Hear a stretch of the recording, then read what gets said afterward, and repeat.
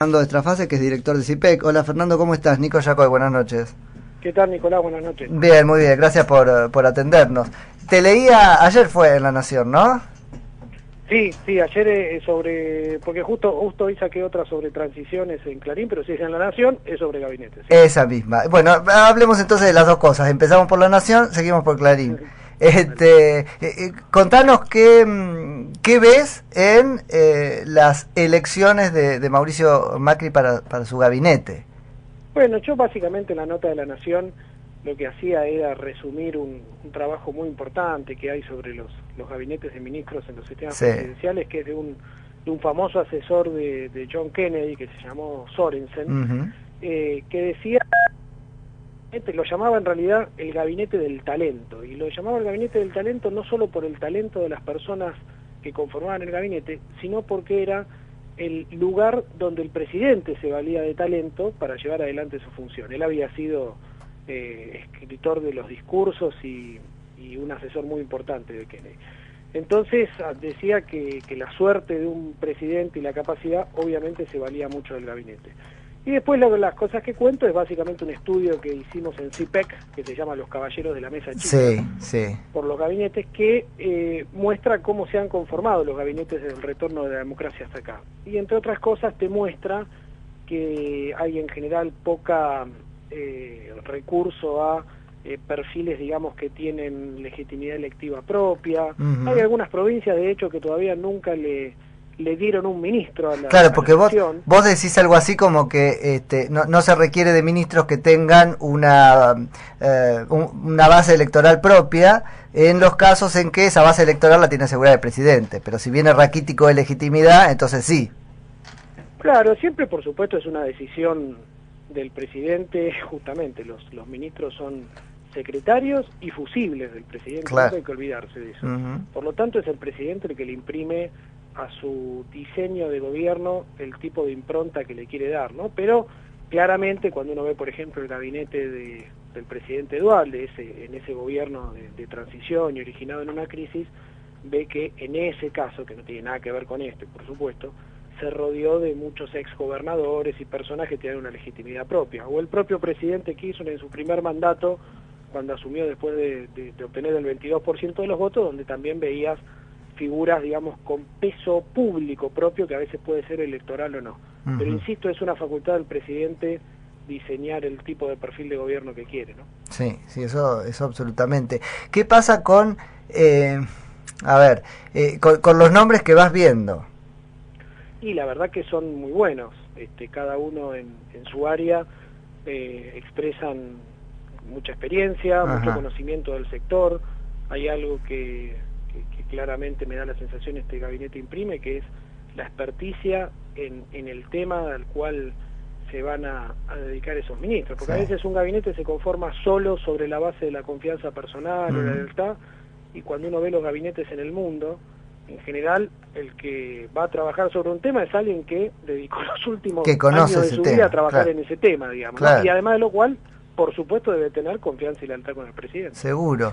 Acá se ven como dos lógicas, no sé, Fernando, si vos las ves también, pero las podríamos llamar, para trazarlo más claramente. Una es la lógica radical y la otra es la lógica puramente pro. En el caso del pro, efectivamente, son perfiles técnicos. De hecho, son primero técnicos que después se foguearon en la política en la ciudad de Buenos Aires. Pero casi que empezaron siendo puramente técnicos, ¿no? Ese es el estilo de los cuadros dirigenciales del PRO, me parece a mí. En el caso de los radicales, juegan otras cosas, son políticos. Así que no sé, yo no veo tan que los radicales estén especializados en los temas para los que fueron puestos.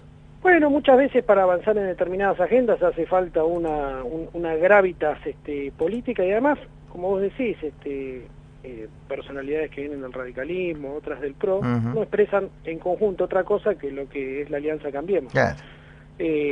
También ahí ves algún ministro como Agual, que proviene de Córdoba, una provincia que le dio mucho al presidente electo en términos de apoyo. Sí. Así que es como un punto de partida de un gabinete especializado, un gabinete ensanchado, que es ensanchado en el sentido del número de ministros. Sí, claro. Que es algo que también uno ve en la mayoría de los países. Es la práctica, ¿no? Sí, ministerios más livianos, si querés. Especializados y livianos. Sectorializados en el sentido de más especializados, claro, en una parte más segmentada de la política pública. Y eso obviamente lo que requiere en el vértice es lo que se llama un centro de gobierno, claro, alguien que en este caso está muy claro, lo va a cumplir el jefe de gabinete, Marcos Peña, que coordine a todo el gobierno, pero especialmente a todo el gobierno para aquello que son prioridades presidenciales.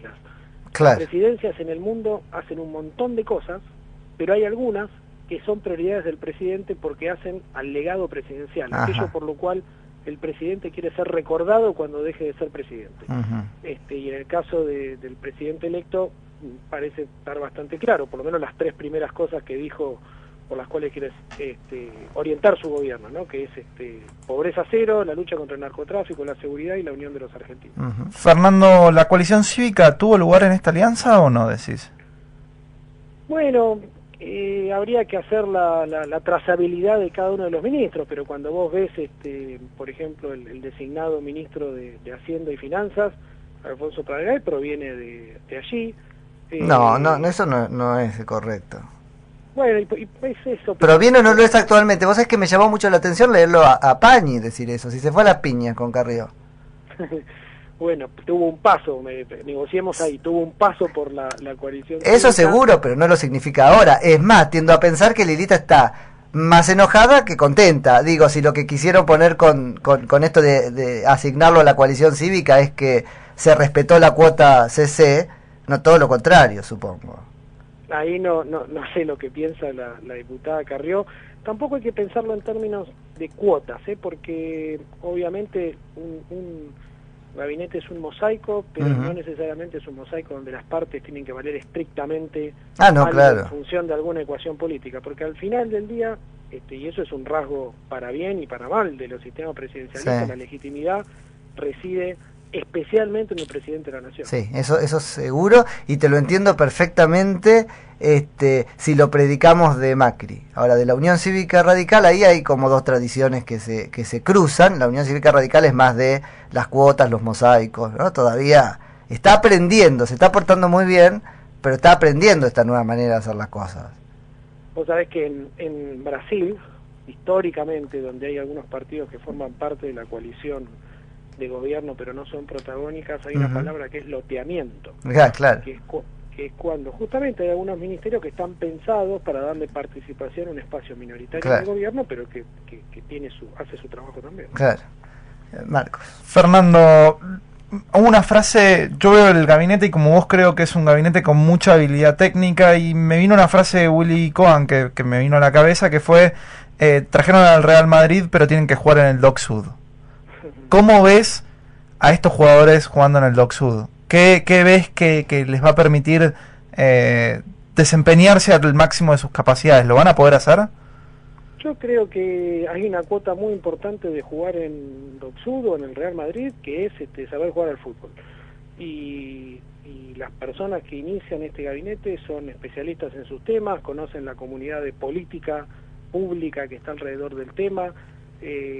Hay también una cosa muy importante en un gabinete, que es no solo medir a las individualidades por su perfil justamente personal, sino también el tipo de coordinación y de juego en equipo que logran, y eso también se logra con cierta homogeneidad. Después también está la parte del contexto, el arte de gobernar y un montón de factores que no puedo adelantar ahora, pero lo que sí me parece que va a ser un gabinete por lo menos muy homogéneo en términos de su funcionamiento y su alineación con ciertas prioridades presidenciales, ¿no?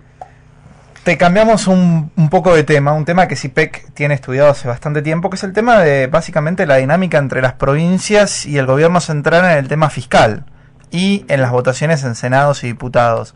¿Vos creés que esa dinámica va a cambiar, no va a cambiar, se mantiene hoy en día?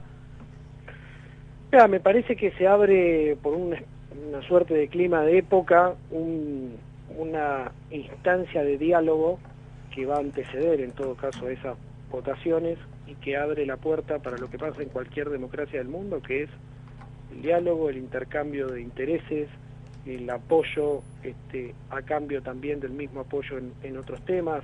No hay, la palabra negociación es muy buena para la democracia, y cuanto más hable el gobierno federal con las provincias, cuanto más se entiendan mutuamente las necesidades, más se va a expresar en el Congreso en acuerdos duraderos. Al revés de lo que piensa mucha gente, está muy bueno que la nación y las provincias negocien, dialoguen, a veces se pondrán de acuerdo, otras veces no, pero me parece que hay ahora, por lo menos por algún tiempo, un clima político a favor de que eso ocurra. Recordad también que hay, no me acuerdo el número exacto, pero de todos los gobernadores, de los 24 gobernadores, hay, creo que son la mitad. Eso que traes es muy interesante. Que debutan como gobernadores. Entonces un gobernador que recién se inicia también tiene la vocación de arrancar bien, de obviamente cristalizar una buena relación con el poder nacional. Es decir, hay menos gobernadores establecidos que antes, y por lo tanto están todos también aprendiendo un nuevo modo de convivencia política, ¿no? Claro. Sí, es muy interesante lo que traes. Lo que pasa es que yo podría puesto un poco en abogado del diablo, ¿no? Porque no quisiera que cambiemos de vara, y la verdad es que yo siento que hemos criticado muchísimo y con convicción el modo como el kirchnerismo se relacionó, entre otras cosas para obtener fidelidad en el Congreso, ¿no? Casi a ciegas, seguimos viendo las consecuencias hoy con la aprobación de estas leyes, con las provincias. Me vas a decir que tienen intenciones distintas, etcétera, etcétera, etcétera, pero la verdad que fue lo mismo de lo que me hablas ahora, negociaciones con plata de por medio con los distritos provinciales. Bueno, en la mayoría en la gran parte de los casos probablemente no esté mal que sea así. Nuestro sistema federal supone que las provincias tienen su representación política en las dos cámaras, y seguramente sus representaciones políticas harán valer los intereses de la provincia, mientras esas negociaciones sean todo a la luz del día que se pueda, y sobre cuestiones que hacen a la estrategia de desarrollo de las provincias, es parte de la democracia, digamos. Además, también hay que verlo empezar a caminar. Estamos vos, yo y creo que todos los que analizamos especulando, porque todavía el gobierno no empezó, ¿no? Ah, bueno, pero de eso se trata incluso, de marcar un poquito la cancha, porque lo hemos hecho, ¿no? O sea, el cheque en blanco no nos alcanza a nosotros, o no debería. Así que en ese punto me parece bien. Fernando, te agradezco muchísimo por esta charla. Bueno, que tengan buenas noches. Un abrazo. Hasta luego. Era Fernando Estrafase, que es director del CIPEC.